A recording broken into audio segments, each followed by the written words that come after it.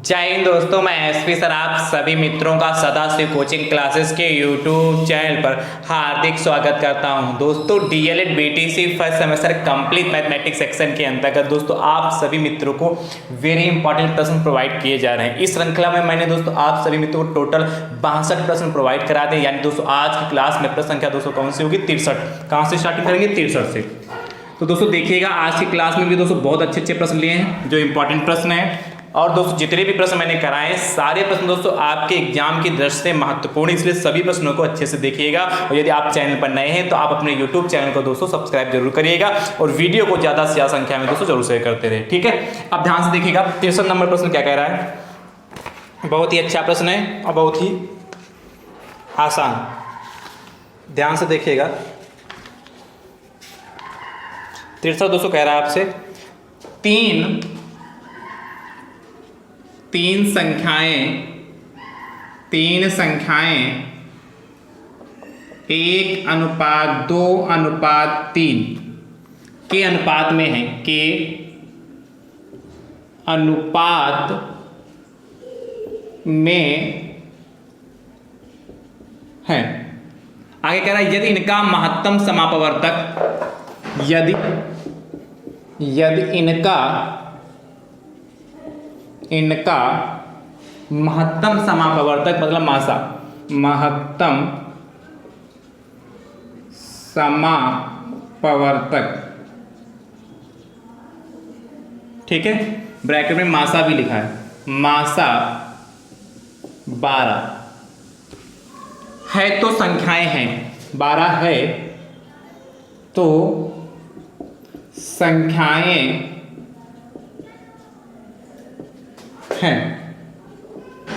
ध्यान समझिए, इसे 4 ऑप्शन दोस्तों दे रखे हैं, पहला, दूसरा, तीसरा एंड चौथा। इन चारों ऑप्शन को दोस्तों ध्यान से समझिएगा। पहला दोस्तों आपके पास ऑप्शन जो है कह रहा है 10, 20, 30।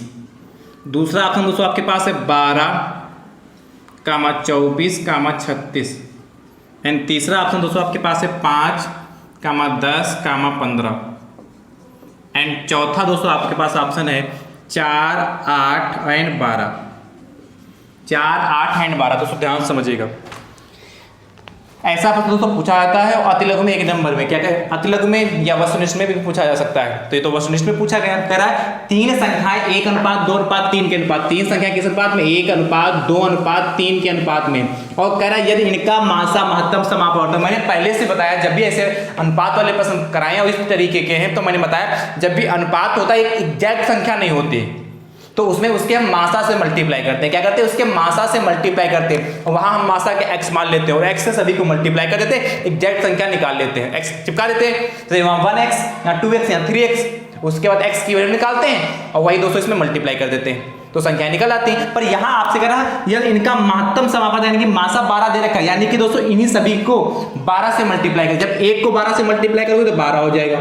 ठीक है, और दोस्तों उसके बाद क्या, जब 12 को 2 से मल्टीप्लाई करो तो 12 दूनी 24 हो जाएगा। अब जब 12 को 3 से मल्टीप्लाई करोगे कितना हो गया? 12 36, यानी कि 1 को 12 से मल्टीप्लाई किया 12 हो, 2 को 12 से मल्टीप्लाई किया 24 हुआ, 3 को 12 से मल्टीप्लाई किया 36 हो गया। कौन सा ऑप्शन हो गया? 12, 24, 36। ऑप्शन नंबर दोस्तों आपका सेकंड सही हो गया। समझ गए? जब भी आपको मासा दे रखा हो, अनुपात दे रखा हो तो उस मासा जो भी दे रखा है उसको अनुपात में मल्टीप्लाई कर दें, डायरेक्ट हमारी संख्याएं निकल आएंगी। तो ऐसा प्रश्न दोस्तों पूछा जा सकता है, इसलिए बहुत अच्छे से देखिएगा। ठीक है, अगला देखिएगा 64 नंबर। आपसे कह रहा है 3 संख्याएं 2:3:4 के अनुपात में यदि इनका मासा 5 है तो संख्याएं बताइए। देखिए ध्यान से, पहला ऑप्शन दोस्तों क्या कह रहा है आपसे? पहला दोस्तों ऑप्शन आपसे कह रहा है 4, 6, 8। दूसरा ऑप्शन दोस्तों है 10, 15, 20।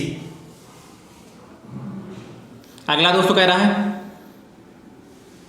6, 9, 6, 9 और 12। और अगला दोस्तों ऑप्शन है आपके पास 12, 18, 24।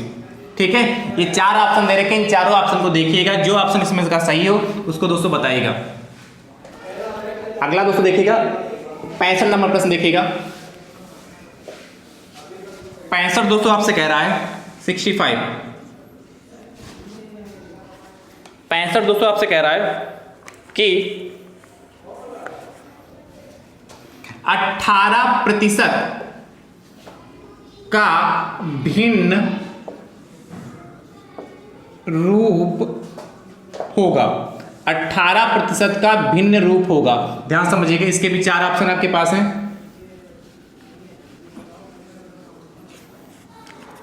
पहला ऑप्शन दोस्तों आपके पास 50/9, दूसरा ऑप्शन दोस्तों आपके पास है 18/50, तीसरा ऑप्शन दोस्तों आपके पास 3/50 एंड चौथा ऑप्शन दोस्तों आपके पास है 9/50। ठीक है, ये दोस्तों आपके पास 4 ऑप्शन है। अब ध्यान से लिख रहे हैं 18% का भिन्न रूप होगा। अब देखिए 18%, और दोस्तों मैंने पहले से बता रखा है कि कहीं पर भी दोस्तों प्रतिशत लगा है तो इसका मतलब क्या होता है 1/100। 1/100 खाली प्रतिशत लगा हो या 1% लगा हो, उसका मतलब होता है 1/100, यानी कि प्रतिशत की जगह पर हम 1/100 लिख सकते हैं। तो 18 × 1/100 काट दीजिए, तो काटेंगे किससे कटेगा, 2 से कटेगा। 2 9 18, 2 5 10 और 0, यानी कि 9/50। ऑप्शन नंबर कौन सही हो जाएगा, 9/50, ऑप्शन नंबर 4 सही हो जाएगा। ठीक है, चलिए नोट कर लीजिए फटाफट, नोट करिए।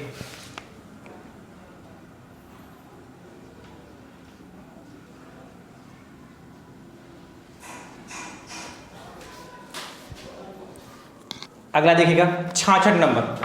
66 नंबर दोस्तों आपसे कह रहा है 20% का भिन्न रूप होगा।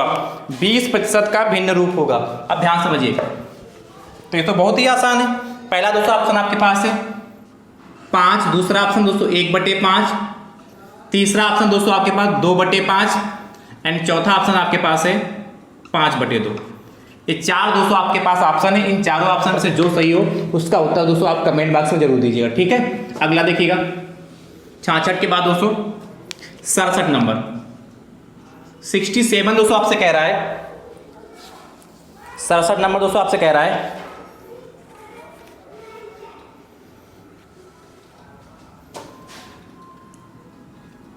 30 और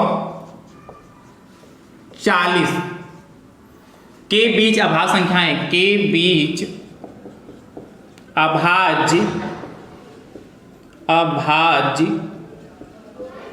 संख्याएं हैं। अब ध्यान समझिएगा, के बीच अभाज्य संख्याएं हैं। पहला दोस्तों आपके पास ऑप्शन है, ध्यान समझिए, पहला है 31 और 33, दूसरा ऑप्शन है दोस्तों 33 और 37, अगला दोस्तों 31 और 37, अगला है 31 और 39। ये दोस्तों 4 ऑप्शन है दोस्तों।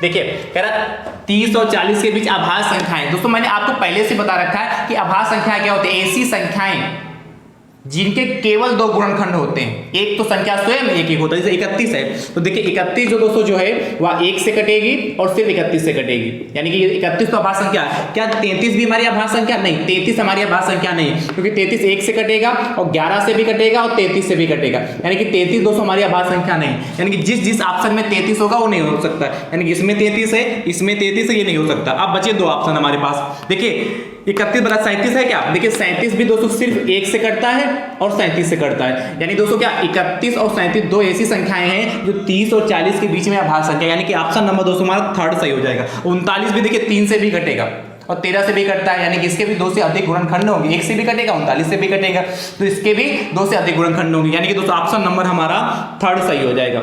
ठीक है, चलिए नोट कर लीजिए। अगला देखिएगा 68 नंबर। 68 नंबर दोस्तों आपसे कह रहा है, ध्यान समझिएगा, कह रहा है 20 और 30 के बीच अभाज्य संख्याएं हैं। देखिएगा पहला ऑप्शन दोस्तों आपके पास है, नोट करिए फटाफट। 4 ऑप्शन दोस्तों आपके पास इसके पास हैं। पहले देखिएगा पहला ऑप्शन दोस्तों आपके पास है 23 और 25। दूसरा ऑप्शन आपके पास है 25 और 27। अगला दोस्तों आपके पास ऑप्शन है 27 और 29। और अगला दोस्तों आपके पास है 23 और 29।